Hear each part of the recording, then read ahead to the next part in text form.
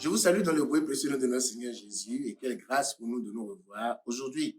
Aujourd'hui, j'ai changé un peu de position parce qu'il m'a plu comme ça. J'espère que vous allez aimer. Le plus important, c'est la parole qui nous impactera aujourd'hui. Prions. Seigneur, nous voulons te rendre grâce pour cette occasion que tu nous donnes, cette opportunité que tu nous donnes afin de nous impacter. Nous voulons compter sur toi parce que rien de ce qui sera dit ici ne viendra d'un homme, ni de moi, ni de quelqu'un qui est derrière cette caméra. Fais-le pour ta gloire, dans le nom puissant de notre Seigneur Jésus. Amen. Que le Seigneur vous bénisse. Alors, il y a un moment, nous avons commencé à parler du mystère de Dieu qui est Christ et du mystère de Christ qui est l'Église. Et dans une des vidéos, j'espère que vous avez lu toutes les vidéos sur la page Facebook et sur la chaîne YouTube. Dans une vidéo, j'ai parlé de la portion de l'Église qui est Christ, notre portion. Christ est notre portion. Alors, n'oubliez pas ça, parce que ce que je vais dire aujourd'hui, nous aurons en tête cette communication de Christ qui est la portion de l'Église. C'est tout ce que nous avons reçu. Et encore, nous avons reçu plus que tout le monde. Que le Seigneur vous bénisse.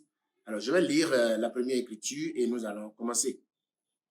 Je vais lire dans Job, je suis dans Job 1, je lis à partir du verset 1. Il y avait dans le pays d'Ut un homme qui s'appelait Job. Cet homme était intègre et droit. Il craignait Dieu, se tournait et se détournait du mal. Il avait 7 fils et 3 filles.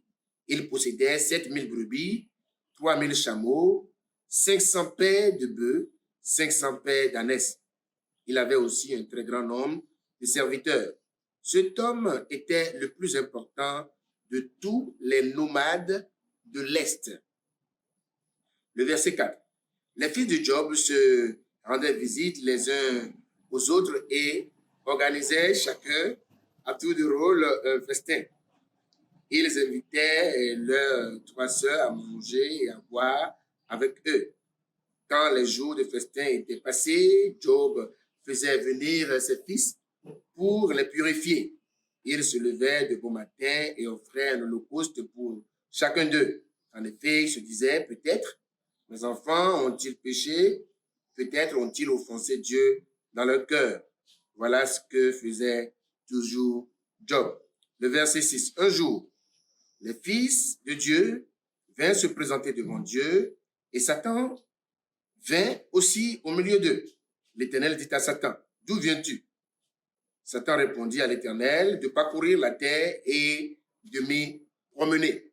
L'Éternel dit à Satan, as-tu remarqué mon serviteur Job? Il n'y a personne comme lui sur terre. C'est un homme intègre et droit. Il craint Dieu et se détourne du mal. Satan répondit à l'Éternel, est-ce de façon désintéressée que Job craint Dieu? Ne l'as-tu pas entouré de ta protection, lui, sa famille et tout ce qui lui appartient? Tu as béni le travail de ses mains et ses troupeaux couvrent le pays.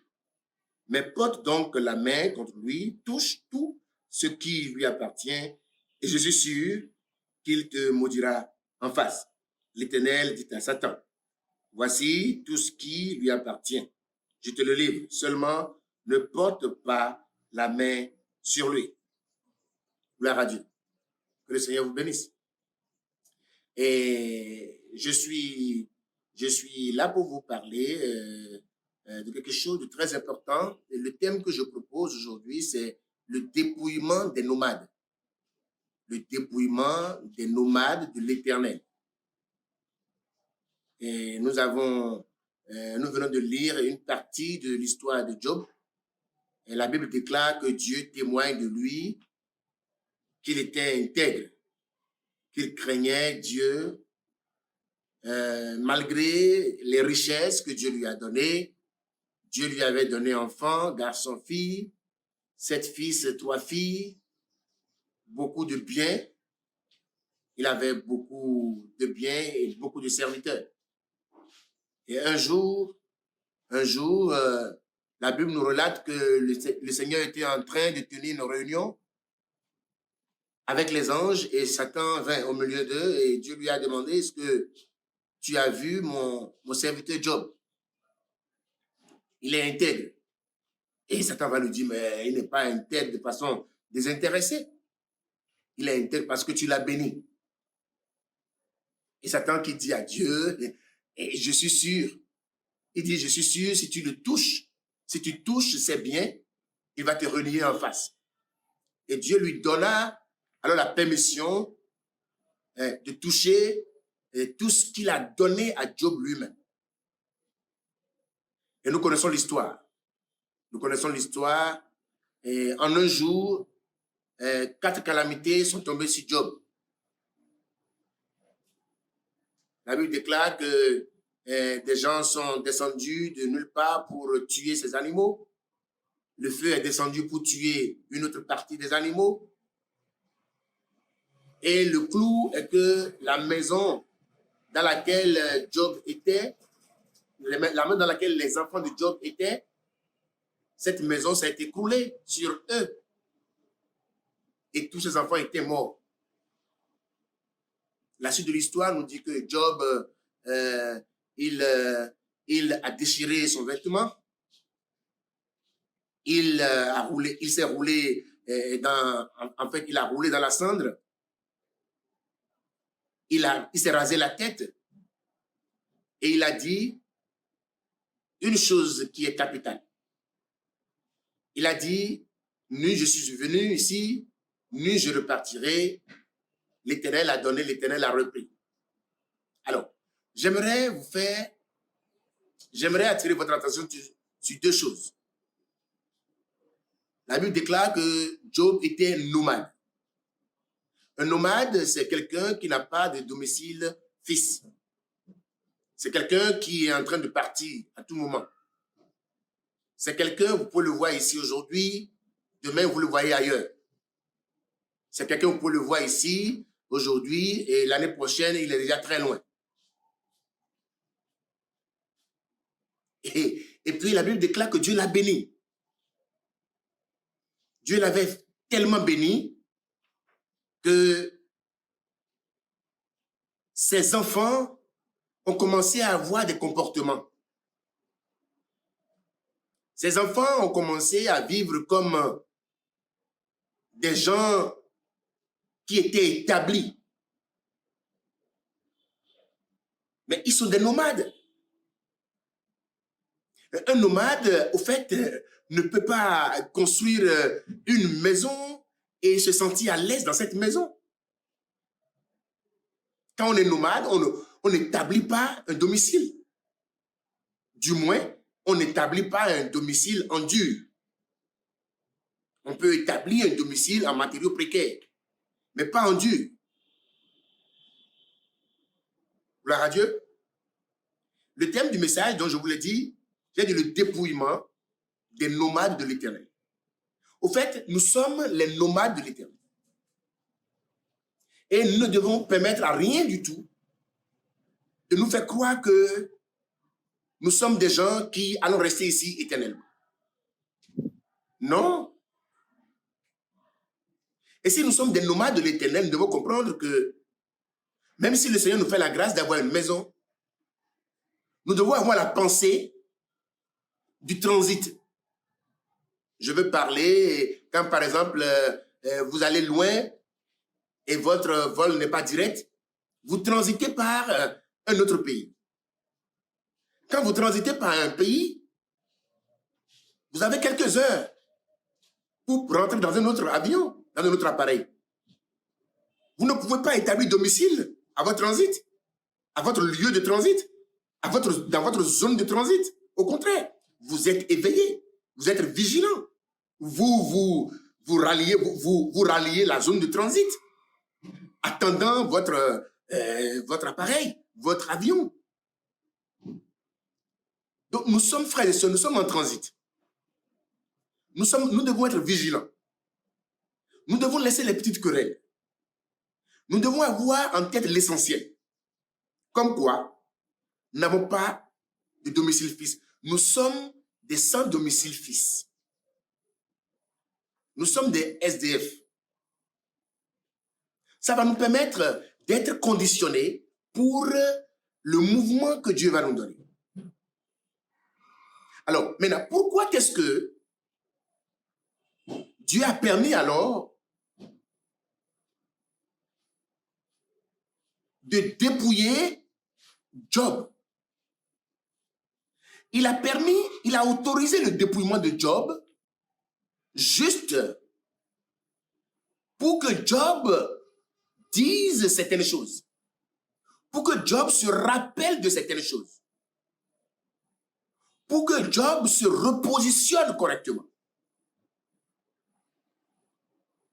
Job va dire, et c'est remarquable, Job va dire, nu je suis arrivé ici, nu je repartirai. Est-ce que frère, est-ce que tu peux comprendre que nu tu es arrivé et nu tu repartiras? Tu n'as rien. Il va dire, Dieu a donné, Dieu a tout donné, Dieu a repris. Que son nom soit glorifié. Est-ce qu'il t'arrive de comprendre et de le dire que l'Éternel a tout donné, l'Éternel a tout repris? L'Éternel peut tout reprendre. Maintenant, la raison essentielle qui amène Dieu à dépouiller les nomades que nous sommes pour lui, nous sommes les nomades de l'Éternel, nous sommes des gens qui sont en transit, nous transitons sur la terre. C'est parce que toutes ces choses qui occupent nos cœurs font que Christ n'arrive pas à être vraiment notre portion en tout, alors que c'est lui notre portion, frères et sœurs. Ce que nous avons reçu, ce n'est pas la maison, ce n'est pas le mariage, ce n'est pas les enfants, ce n'est pas les voyages, ce n'est pas les diplômes, c'est Christ que nous avons reçu, ce n'est pas l'argent que nous avons reçu. Si le Seigneur nous donne cela, c'est parce qu'il sait que nous sommes en transit et dans notre transit, nous en avons besoin. Mais ces choses-là ne devraient pas nous aveugler pour nous empêcher de comprendre que nous sommes en transit. Dans tous les cas, nous sommes en transit. Imaginez que vous faites, que vous fassiez un transit à Charles de Gaulle et que vous voulez, bon, c'est dans quelques heures, votre nouveau appareil va venir et vous voulez aller construire une maison. Mais c'est pas possible. Vous n'avez pas le temps à ça. Vous n'avez pas le temps à ça. Il y a des choses qu'on ne peut pas faire quand on est en transit. On est dans une certaine dynamique quand on est en transit. On est dans une certaine logique quand on est en transit. Sinon, rapidement, vous allez rater votre vol. Donc, le dépouillement des nomades est important pour leur rappeler qu'ils sont en transit. Premièrement. Deuxièmement, pour leur rappeler qu'ils n'ont rien d'autre. Ils n'ont rien reçu d'autre que Christ. C'est Christ que nous avons reçu. Et j'aimerais que tu comprennes. Parce que si tu ne te rappelles pas jour après jour que tu es en transit, tu vas penser que tu es ici tu es ici pour l'éternité. Tu n'es pas ici pour l'éternité. Tu es ici pour un temps. Tu es ici pour un court temps, un court moment.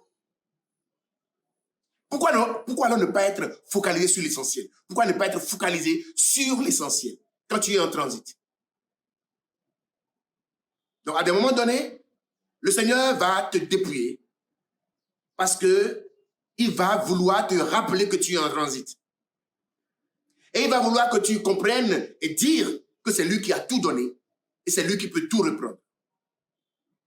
Il va vouloir que tu lui dises, nu tu es arrivé, nu tu vas repartir. Je reviendrai dans une autre vidéo et je vous dirai pourquoi est-ce que Satan a été à cette rencontre avec la rencontre que Dieu avait avec les anges. Satan était présent. Pourquoi est-ce qu'il était présent? Pourquoi est-ce qu'il avait le droit d'être là? Si le Seigneur le veut et s'il ne change pas les plans, parce que c'est lui qui est le responsable des plans, je te reviendrai et je te dirai pourquoi il était là. Pourquoi est-ce qu'il était là? Et pourquoi est-ce que cela n'a pas gêné le Seigneur qu'il soit là? Nous allons nous arrêter ici parce que nous avons fait l'option de faire de courtes vidéos. J'espère que ces courts moments vous ont été utiles et que ces courts moments ont véhiculé la vie Christ Que le Seigneur vous bénisse. Prions. Seigneur, nous voulons te rendre grâce pour la lumière que tu nous donnes sur ces choses.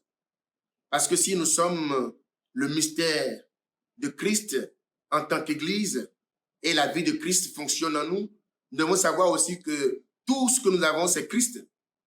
Et que, étant en transit, nous ne devons pas nous préoccuper des choses qui vont nous distraire. Nous voulons, Seigneur, te demander de nous ramener. Ramène-nous, Seigneur, sur le bon chemin. Et donne-nous de voir comme tu vois.